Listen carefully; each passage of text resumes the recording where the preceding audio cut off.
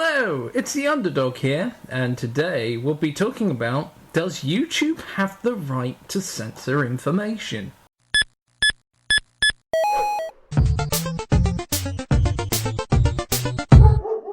Elementary. Now, this video is made in response to Philip DeFranco's comment, which I'll just quote here so you know what part I'm referring to.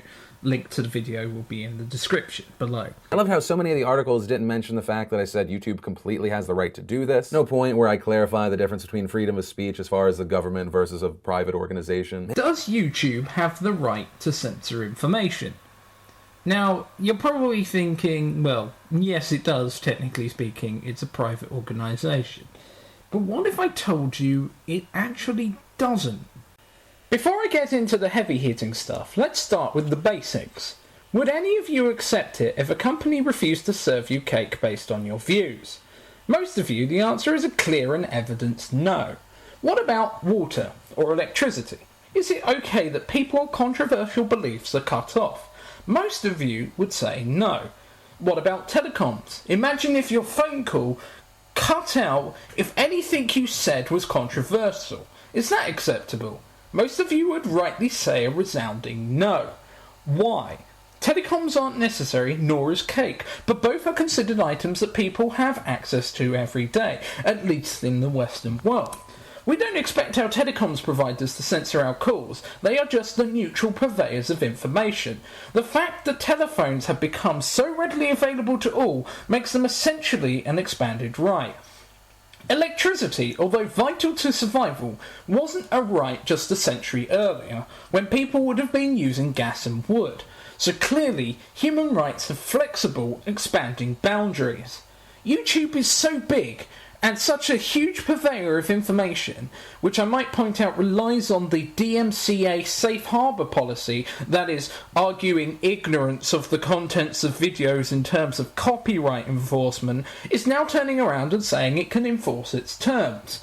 Clearly, this is inconsistent with what people expect of other private firms like telecoms, electricity, water and cake shops. All of these are private. Would any of you be okay if the KKK ran them, or the Nazis? The answer is a clear no. So why do the big YouTubers accept YouTube's stance if we reject other private firms' so-called right to interfere?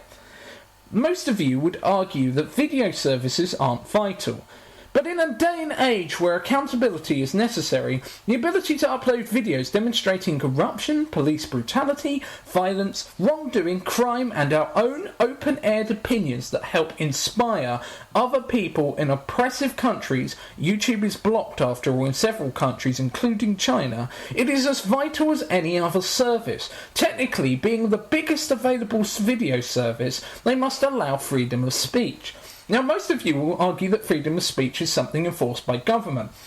But it's no good having freedom of speech if there's nowhere to speak freely. If all territory, websites, social media platforms, telephones, even the land you stand on, are all controlled by private entities, where do you propose we speak freely? Clearly then, freedom of speech is all-encompassing. It includes areas outside that of the government. Otherwise, you have to argue that Edward Snowden is guilty of a crime. He was under a private contractor and he spoke out freely for the betterment of mankind. Having him censored and fired by the big YouTubers' argument is apparently a right, and apparently our freedom of speech takes a back seat to profiteering corporations. This is inherently wrong. But for those of you looking for hard-hitting evidence YouTube is wrong, it's actually breaking the law. Specifically employment law, anti-discrimination law. Employers are not permitted to fire or harass or otherwise constructively dismiss someone on the basis of their disability, religion or beliefs. This holds true not only in America, but in Europe also. So when YouTube demonetized a YouTuber who spoke about their mental illness, they were discriminating against a disability via constructive dismissal.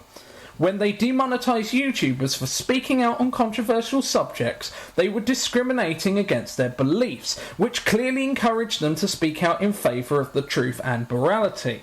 So when YouTube demonetizes one group of people over another based on frivolous information, they are conducting mass discrimination. You are paid by YouTube, which technically counts as an employer-employee relationship. No doubt they have a contract insisting that this isn't how it works, but it's clearly evident in that you regularly upload to YouTube where they take a cut of your profits and they pay you an amount.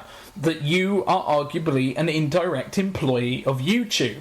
So when they censor based on your views, they are committing discrimination. They are already in violation because controversial subjects include religion and mental illnesses.